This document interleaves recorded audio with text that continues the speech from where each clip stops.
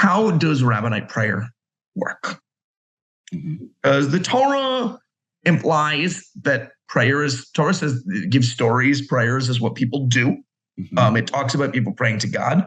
There's no specific verse that says, you shall pray. The verses that say, oh, when you are in exile and then you're going to seek the Lord your God, and which certainly imply a kind of prayer. But what that looks like, the Torah doesn't tell. We have the Book of Psalms, which again, it contains all sorts of expressions of thanksgiving and praise and petition.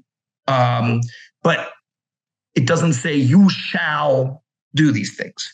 So Jews got to pray, but there's not really any guidance from the Bible.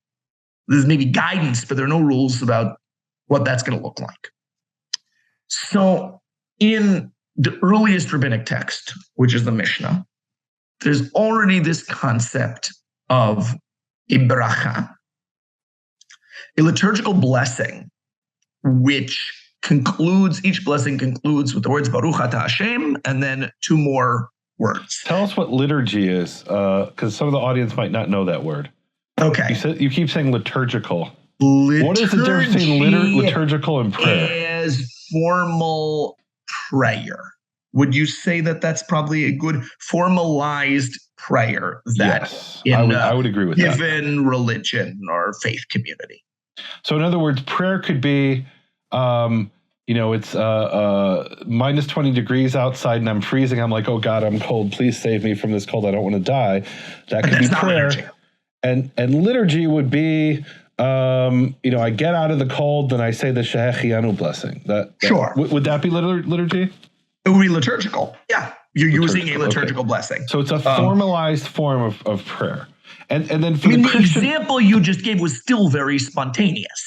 It's not that you said I went to the synagogue. So that's I hesitate. Okay. That's why I said I don't know if I call it liturgy. You're using a liturgical framework.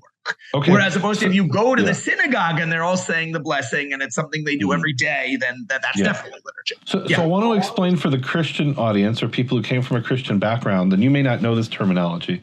I learned this myself interacting with Christians. They have a concept of what they call high church and low church. Sure. Yeah. High church is where you go to the church and there's these words that you recite at this time by this priest or whatever, or this pastor. Who's wearing specific things, and there's a specific tune and a specific, And here's the surprising thing. I would say every Jewish sect or movement is high church. Interesting. I think you're right. Even Reform Judaism is high church.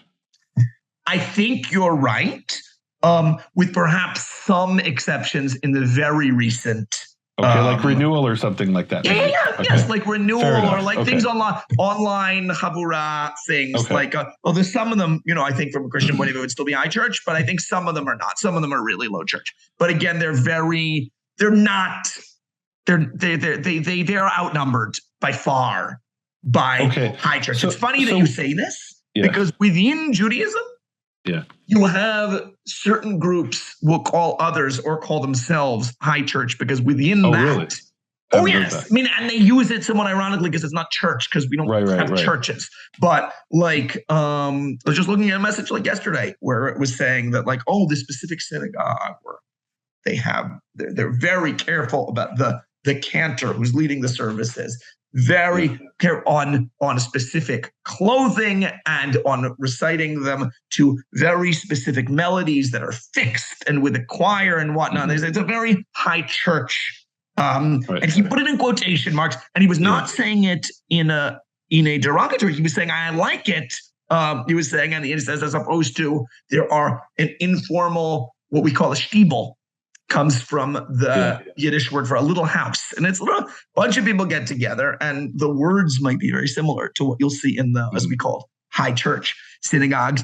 But the whole atmosphere is there is a prayer leader, but nobody's actually following along and everybody's at each person at each person's own pace. And but within the context of Judaism, you don't with let's say I guess formal major movements within Judaism, you don't really have a concept, which you do in the Tanakh, which is spontaneous prayer.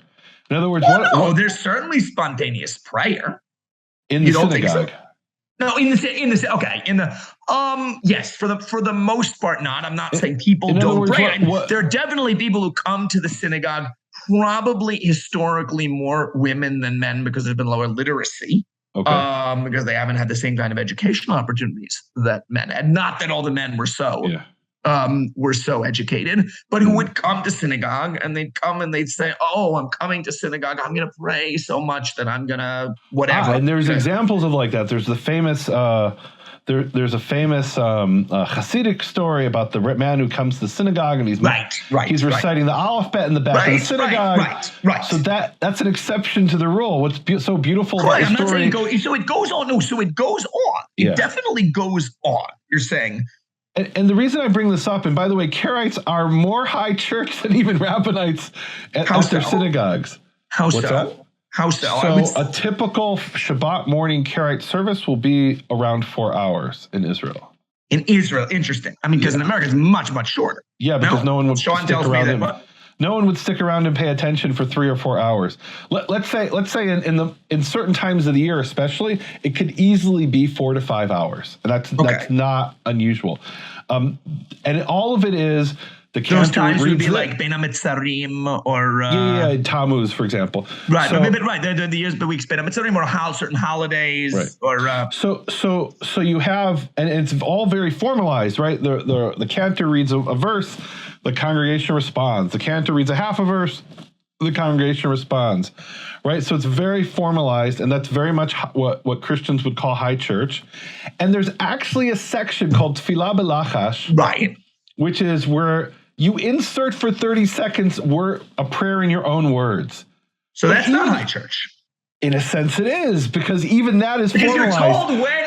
Right now, put in your own words. In any synagogue, even if we say, okay, now you have this time to pray in your own words, we told you when to do it. We've just been here for 4 hours. Now 30 seconds to a minute or 2 minutes in your own words. Hold on. Silently. Hold on. So tell me, what's a church like then? What's that? What's a church like then? I haven't been to that many churches. I don't really know. So I don't know either.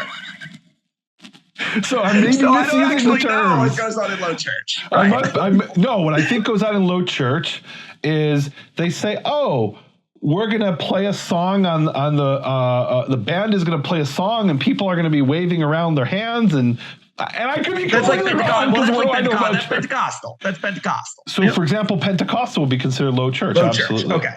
I believe so. Pentecostals have Pentecostals have any liturgy or no? I don't know the answer to that.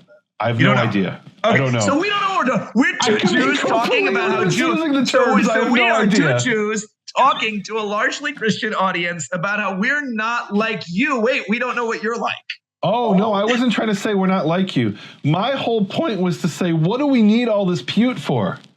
And we need the pute because we're high church. Right. Okay. Now, maybe I'm wrong about that, but that's my understanding. Maybe you're wrong about low church. Maybe you're wrong about low church, but you're explaining why we got it. Got it. Okay. What do we need all of these pew team? Because we come to Shul, we come to the synagogue on Yom Kippur, and we're there for 10 hours. What are we doing for 10 hours? We got to make ourselves. We're not dancing and saying things in our words. Right. In fact, the cantor is reciting liturgy the entire 8 to 10 hours. And that's literally 8 to 10 hours. I don't think I'm exaggerating, right? 12 hours in my synagogue. Okay, there you go. Yeah. I don't think I ever made it 12 hours, but yeah.